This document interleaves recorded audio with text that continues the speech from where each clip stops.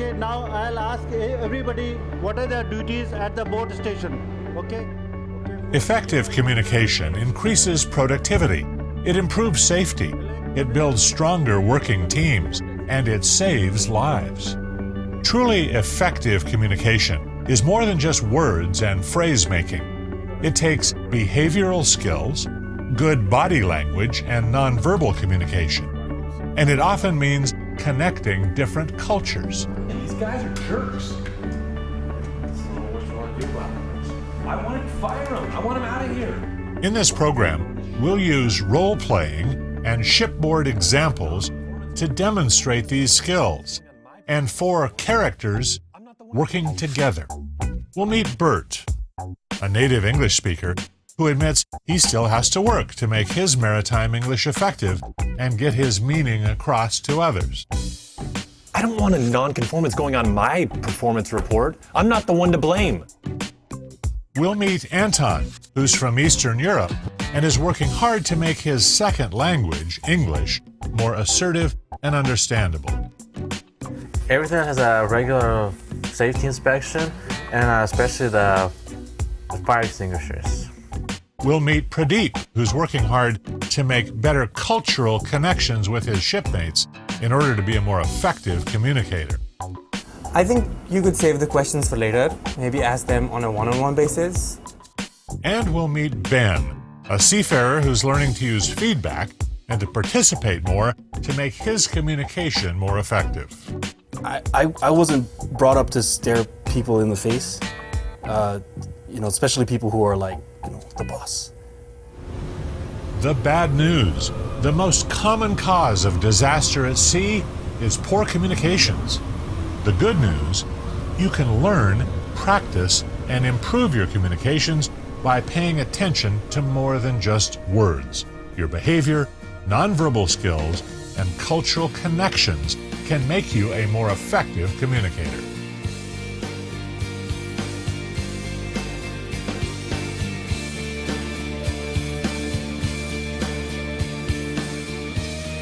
Welcome to Effective Communication. No matter how many phrases you practice or words you memorize, if you don't speak and understand English effectively, you're not really communicating. That's not only inefficient, it can be downright dangerous to you and your shipmates. It's not just your words. It's your tone of voice, it's your gestures, it's your attitude. Where you're from, what you've done, who you are. There's a lot to it. I don't know. It's like body language, accents, different dialects and expressions. It's hard. Can you communicate under stress, when you're tired, when there's danger, when you're in a hurry?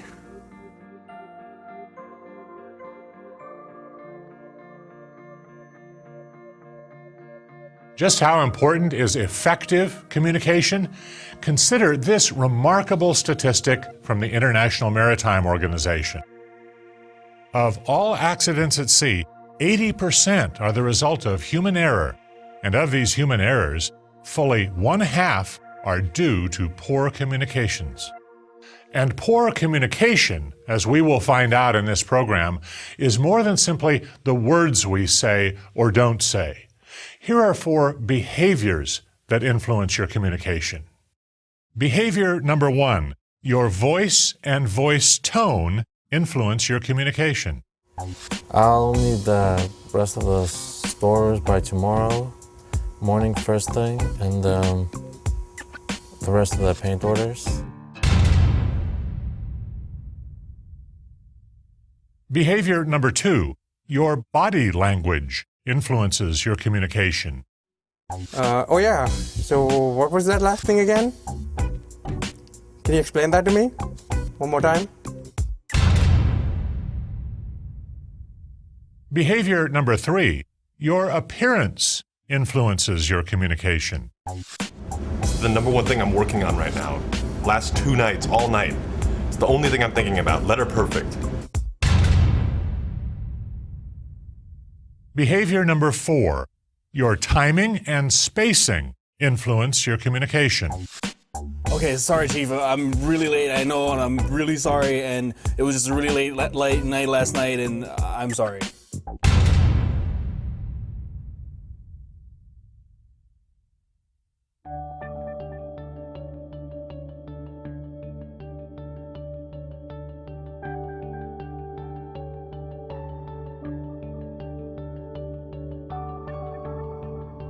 Among a seafarer's greatest worries is an accident or disaster at sea.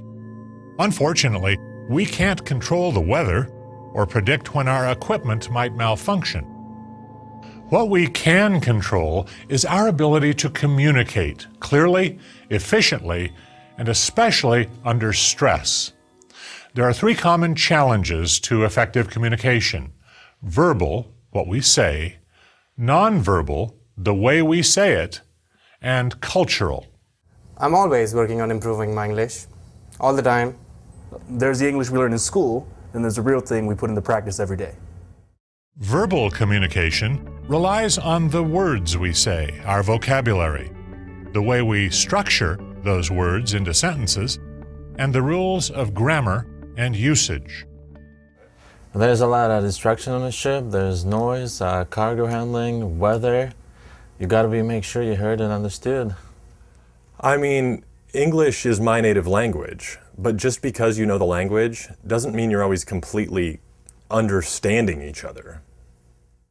Nonverbal communication is the things you don't say: your voice and voice tone, your body language, your appearance, and your sense of timing and spacing. It's the point of this program that nonverbal communication does matter.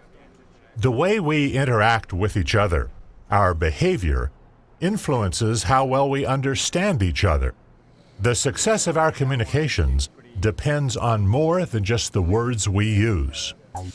I'll need the rest of the stores by tomorrow morning first thing, and the rest of the paint orders. Let's look again at the examples we saw earlier. In the first instance, no matter what Anton is trying to say, his voice and voice tone are weak. He's unable to communicate effectively. Your voice and voice tone are something that can be worked on and improved. We call it using your best voice. Your best voice has the right volume, loud enough to be clearly understood. The speed you speak at is crucial, and a good voice changes pitch for emphasis, using high and low notes. A confident, friendly tone helps win your listener's attention, and you must continually work on your pronunciation. Let's listen again to your voice improved. I'll need the rest of the store orders by tomorrow morning first thing, and all the new paint orders too. Oh yeah, so what was that last thing again? Can you explain that to me one more time? Don't you find it hard to follow what Pradeep is saying? Bad body language can be as distracting as bad voice and voice tone. For better body language, begin with a pleasant facial expression. Show your calm composure and good posture. Be alert and interested by making good eye contact. Avoid nervous gestures and tics, dramatic movements, and poor posture. Here's a look at some improved body language. I'm sorry, I don't think I caught that. Can you explain that to me one more time?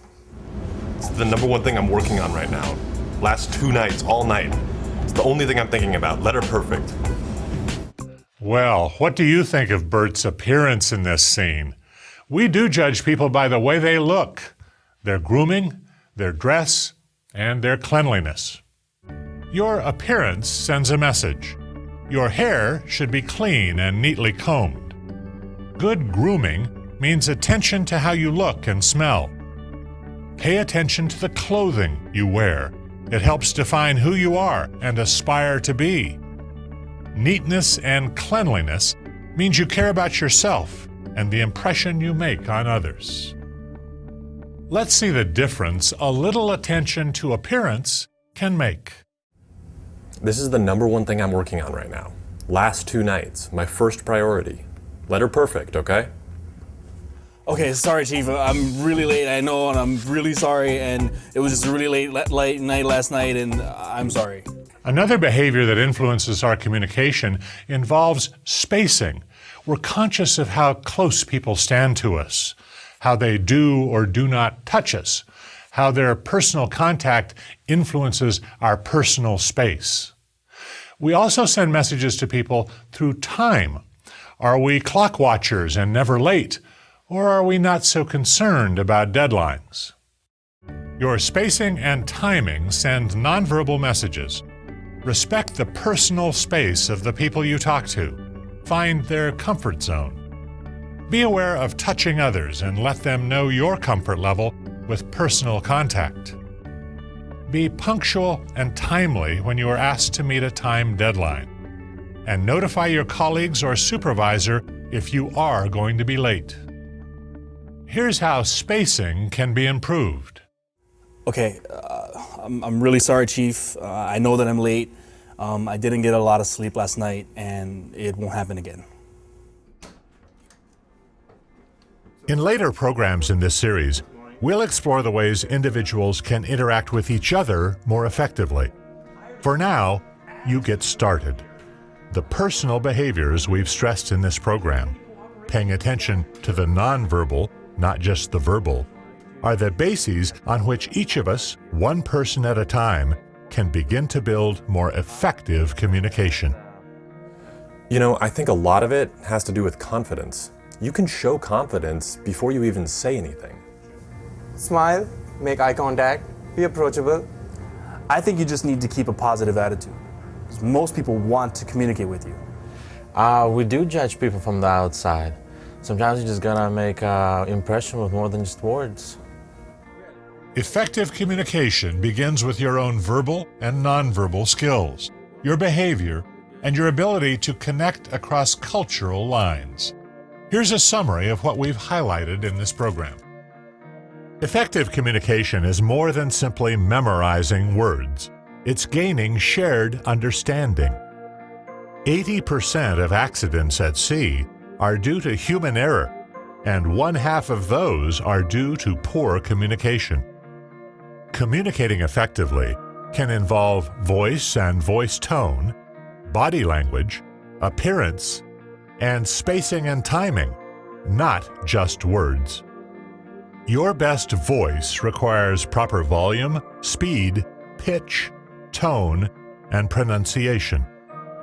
Better body language requires a good facial expression, composure and posture, an expression of alertness, and making good eye contact. Your appearance can do you credit. Your hair, grooming, clothing choices, and general neatness and cleanliness. Finally, your spacing and timing are important behaviors: nearness to others, touching, punctuality, and timeliness.